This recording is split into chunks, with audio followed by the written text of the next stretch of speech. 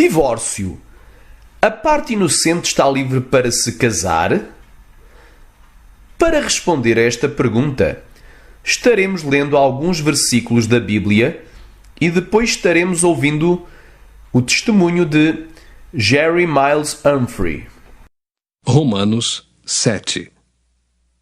Não sabeis vós, irmãos, pois que falo aos que sabem a lei, que a lei tem domínio sobre o homem por todo o tempo que vive. Porque a mulher que está sujeita ao marido enquanto ele viver, está-lhe ligada pela lei. Mas, morto o marido, está livre da lei do marido. De sorte que, vivendo o marido, será chamada adúltera, se for do outro marido. Mas, morto o marido, livre está da lei, e assim não será adúltera, se for do outro marido. Aos casados, mando não eu, mas o Senhor, que a mulher se não aparte do marido. Se porém se apartar, que fique sem casar, ou que se reconcilie com o marido, e que o marido não deixe a mulher. Qualquer que deixar a sua mulher e casar com outra, adultera contra ela. E se a mulher deixar a seu marido e casar com outro, adultera. Não sabeis que os injustos não hão de herdar o reino de Deus? Não erreis, nem os devassos, nem os idólatras, nem os adúlteros, nem os efeminados, nem os sodomitas, nem os ladrões, nem os avarentos, nem os bêbados, nem os maldizentes, nem os roubadores herdarão o reino de Deus. O recasamento é um adultério. Testemunho de Jerry Miles Humphrey. Nasci em 30 de junho de 1872, a algumas milhas a sul de Memphis, Tennessee, e passei a parte anterior da minha vida nessa região. Com a idade de 19 anos, eu estava casado com uma jovem de 17 anos. Ela era então uma excelente moça. Cerca de 4 anos depois, nos mudamos para Chicago, Illinois, onde nos convertemos e nos santificamos, e vivemos uma vida cristã feliz por algum tempo. Mas, com o passar do tempo, minha esposa ficou fria e indiferente e finalmente renunciou a todos os escrúpulos religiosos e entrou em pecado aberto e impureza de tal dimensão que fui forçado a repudiá-la, de acordo com Mateus 5,32. Contudo, permaneci sem me casar, tendo sido instruído pela Bíblia e meus professores religiosos que havia motivos bíblicos para repudiar a parte impura, mas não havia nenhuma base para me casar novamente enquanto ela vivia. Então eu acreditei e ensinei isso durante anos, desde o púlpito e através da imprensa. Mais tarde li mais amplamente sobre o assunto e conheci muitos homens santificados e devotos quando ingressei no trabalho evangelístico, que eram mais experientes tanto na palavra como no ministério do que eu, e que acreditavam que havia motivos bíblicos para que a parte inocente se casasse novamente, como nas minhas circunstâncias, levando Mateus 19,9 como a sua fonte de autoridade. Também vi no credo de todas as igrejas ortodoxas que reconheciam a única exceção, a saber, Mateus 19,9. Assim, como eu não estava firme em nenhum critério, depois de pesar o assunto nessas diferentes escalas, finalmente concluí que estava errado e meus pontos de vista sobre o assunto não eram escriturísticos. Então, eu confessei publicamente meu erro e aceitei a visão geral do mundo cristão, ou seja, há uma exceção para a parte inocente se casar novamente. Mateus 19,9. Então, como eu era a parte inocente, depois de viver uma vida como solteiro por 7 anos, senti tão claro como o céu de tomar uma segunda esposa, baseando o meu fundamento em Mateus 19,9. No entanto, alguns dos meus amigos me aconselharam de forma diferente. Porém, os seus conselhos chegaram muito tarde. Mas no dia seguinte, depois da cerimónia, eu me senti estranho. Eu já não sentia essa claridade azul celeste. Eu me senti um pouco ferido em espírito. No entanto, eu não podia permitir sentir-me debaixo de condenação, pois eu tinha, como eu pensava, a Bíblia do meu lado. Por isso concluí que era apenas o inimigo tentando me atormentar. No entanto, o Senhor foi muito terno e paciente comigo, e abençoaria e derramaria seu Espírito sobre mim, sabendo que eu ignorava o meu erro. Mas, com o passar do tempo, essa preocupação tornou-se uma coisa constante. Então eu me separei por alguns dias de jejum e oração, altura em que o meu céu se aclararia tão brilhante quanto o meio-dia. Estava tudo bem.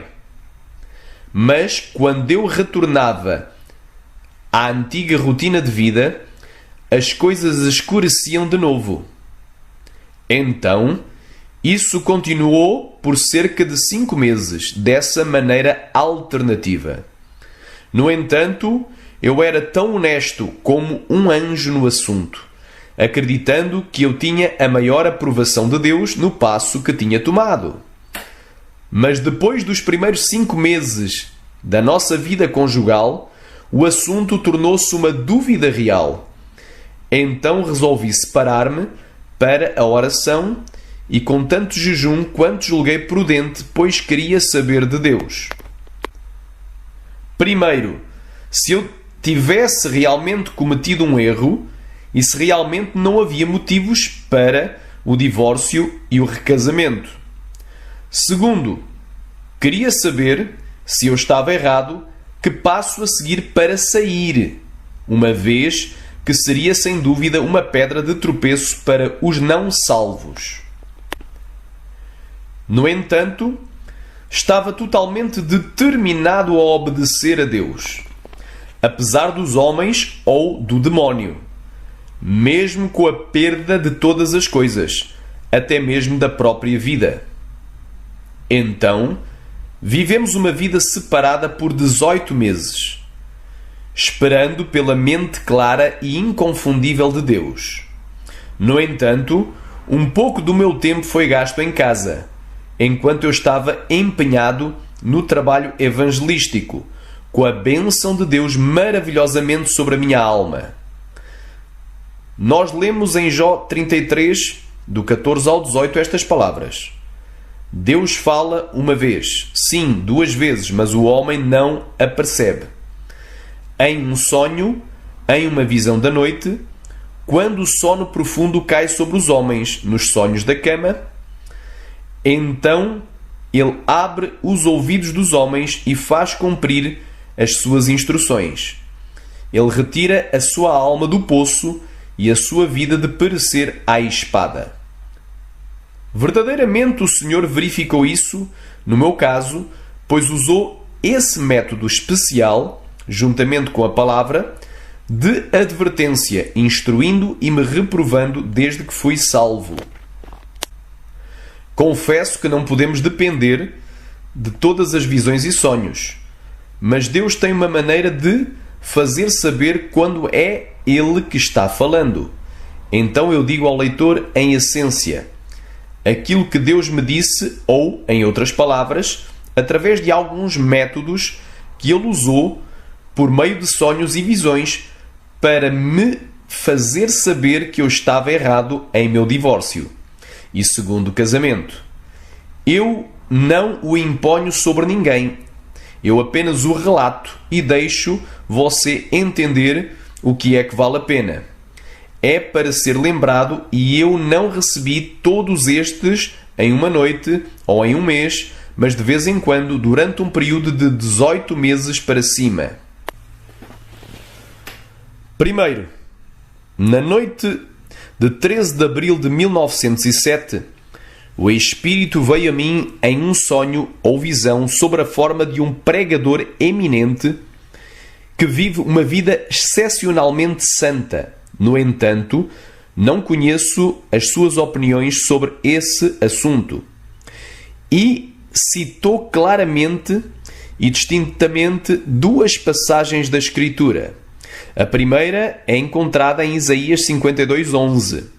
Retirai-vos, retirai-vos, saí daí, não toqueis em coisa imunda, saí do meio dela, purificai-vos, os que levais os vasos do Senhor.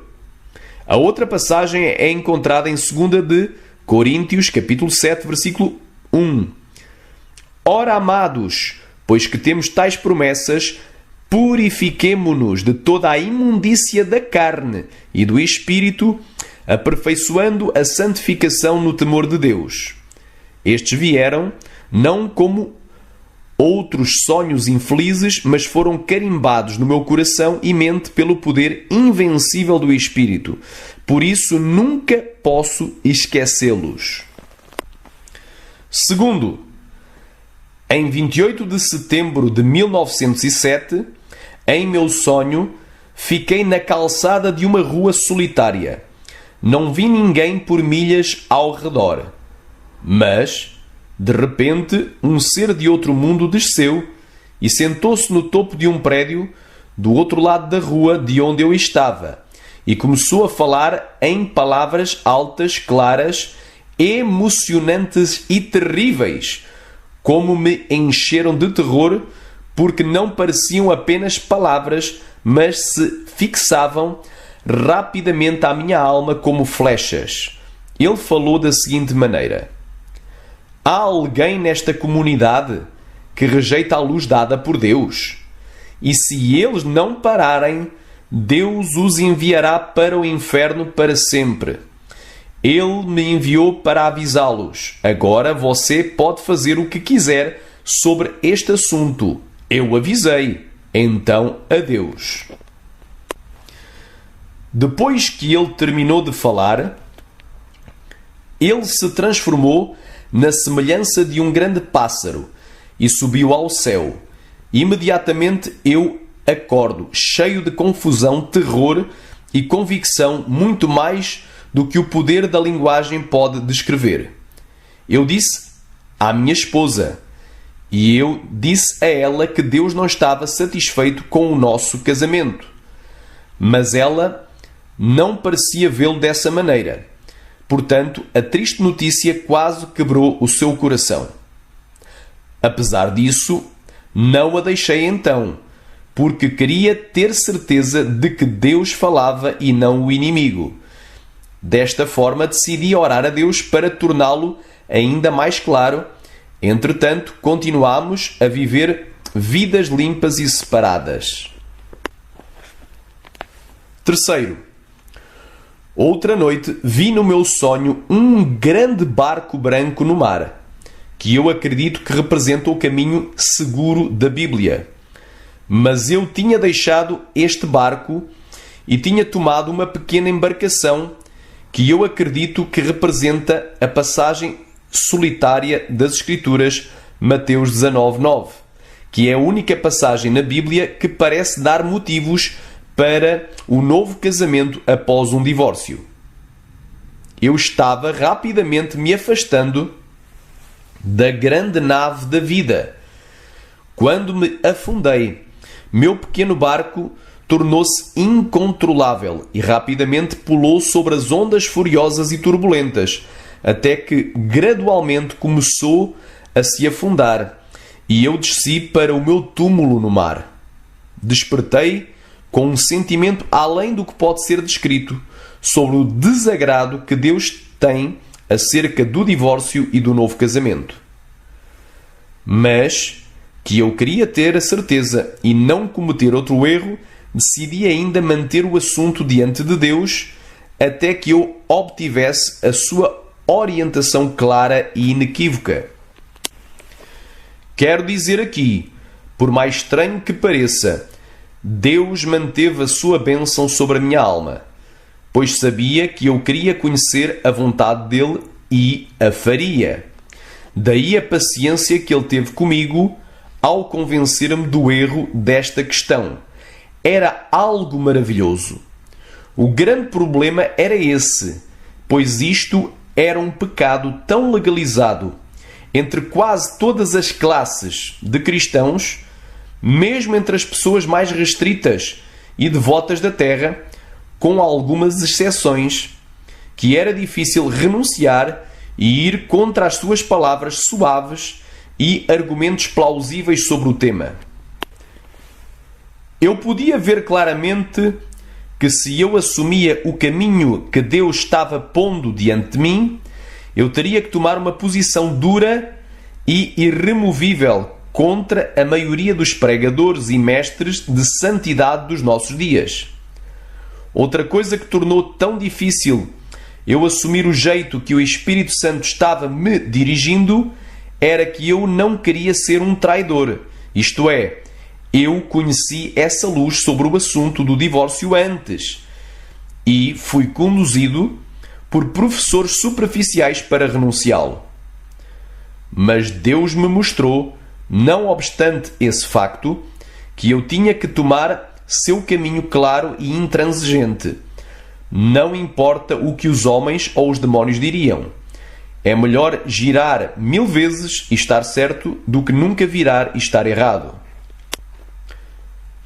Quarto, outra noite em meu sonho, vi-me de braço dado com a minha segunda esposa, caminhando por uma larga estrada de enxofre no inferno. E quando passámos por uma grande antessala, vi multidões de homens voluptuosos, vestidos de preto e usando chapéus de seda. Todos estavam ao som de uma banda de música e acenando bandeiras de colégios universitários e cantando esse coro: no inferno finalmente, no inferno finalmente, e a terra e todos os seus prazeres passaram.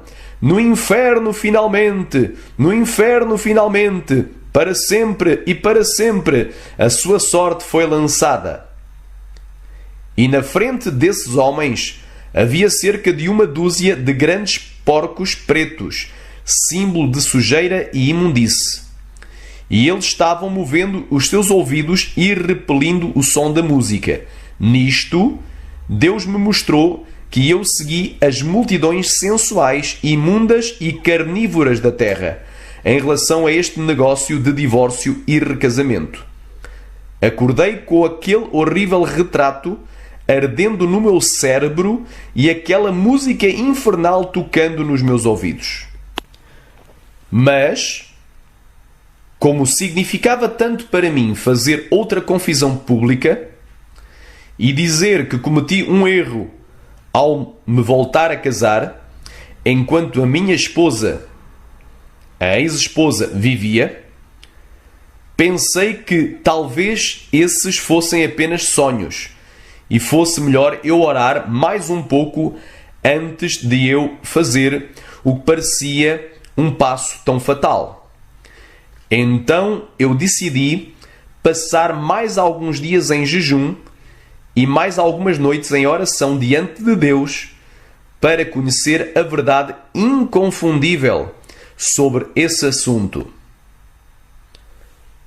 Quinto, um dia, enquanto estava sozinho no salão da casa de um amigo em uma cidade oriental, como eu pensava em pegar nessa horrível cruzada, parecia que um espírito glorificado desceu e me cantou o seguinte coro.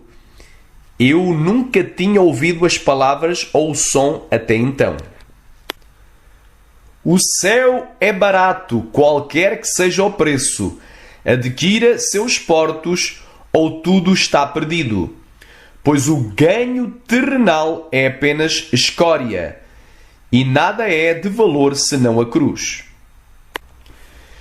E com esta canção parecia vir as vozes das exortações de Wesley, Fletcher, Pollock e milhões de santos glorificados dizendo-me: ganha o porto do céu a qualquer custo!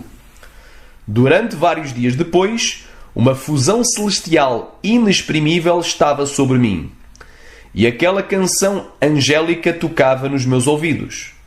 Desde então tive a música colocada na música e coloquei no nosso livro de músicas Revival Fire in Song. Pode-se ter no nosso escritório por 15 centavos. Depois desta mensagem invencível, eu não estava apenas convencido de que o divórcio e recasamento estava errado, mas também completamente convencido de que precisávamos nos separar completamente. Então começámos a planejar e a trabalhar para esse fim. No entanto, continuámos orando por evidências ainda mais claras, de modo que, depois de anos, não houvesse nada que nos arrependêssemos de tomar esse passo de separação. É claro que, depois que muitos de nossos amigos e irmãos ouviram que decidimos nos separar, eles vieram até nós por carta ou pessoalmente e tentaram demover-nos da nossa convicção, etc., explicando o que os divórcios significavam e, por meio de dizendo o que Jesus deve ter querido dizer, etc. Eles tiveram boas intenções, mas os seus argumentos eram muito superficiais para edificar para a eternidade. Nós vimos uma mulher morrer nessa armadilha do divórcio. Ela era uma boa mulher cristã e também professava santidade, mas nunca vimos antes uma pessoa tão angustiada, desamparada e abandonada por Deus. Oh, amigos, não podemos dar ao luxo de assumir qualquer posição duvidosa em relação ao nosso bem-estar eterno. Os pregadores e as pessoas podem argumentar sobre uma pista falsa que leva para o inferno, mas eles não podem nos defender para sairmos de lá. Então, meu conselho para todos é: pegue o caminho mais claro para o céu. Claro que pode ser o mais impopular e que pode trazer muita perseguição, mas afinal é o caminho mais seguro para os portões de pérolas. Sexto, uma noite, em meu sonho, vieram-me 2 pregadores, um que eu pensei que era São Paulo, e enquanto eles estavam perto de mim, o outro pregador me lê um artigo que ele manteve em sua mão, o seguinte em substância: você estaria bem se não fosse por causa desse divórcio e recasamento. Com isso, eles desapareceram e acordei com essas palavras terríveis tocando no meu ouvido. Você estaria bem se não fosse por causa desse divórcio e recasamento. E enquanto estava deitado, pensando nessas palavras terríveis, um sentimento estranho me agarrou, como se fosse a morte. Eu estava consciente, mas não podia falar ou mover-me. E enquanto lutava e fazia esforços para libertar-me, encontrei algo que me agarrava rapidamente. E Deus parecia-me colocar essa pergunta: como você gostaria que isso fosse a morte? E estivesses amarrado nesse divórcio e recasamento. Enquanto eu estava deitado lá e lutava, tudo o que pude ver preenchendo todo o horizonte da minha mente era esse divórcio e recasamento. Por isso Deus me fez ver que uma alma não se podia dar ao luxo de ir para o seu leito de morte com a menor acusação no seu coração ou uma sombra de dúvida em sua experiência. Sétimo, na noite seguinte, no meu sonho, eu estava em pé num grande pátio sozinho, e enquanto estava de pé, parecia que Deus estava tão irritado comigo por causa do meu divórcio e recasamento que um grande fluxo de relâmpagos varreu do céu e correu no chão para me encontrar em milhares de chamas ardentes. Ele me pegou literalmente e me levou cerca de 30 pés para uma grande pilha de fogo queimando no chão e me segurou rápido nessas chamas. Quando acordei, ainda parecia estar em chamas. Até a cama parecia quente com aquelas chamas furiosas.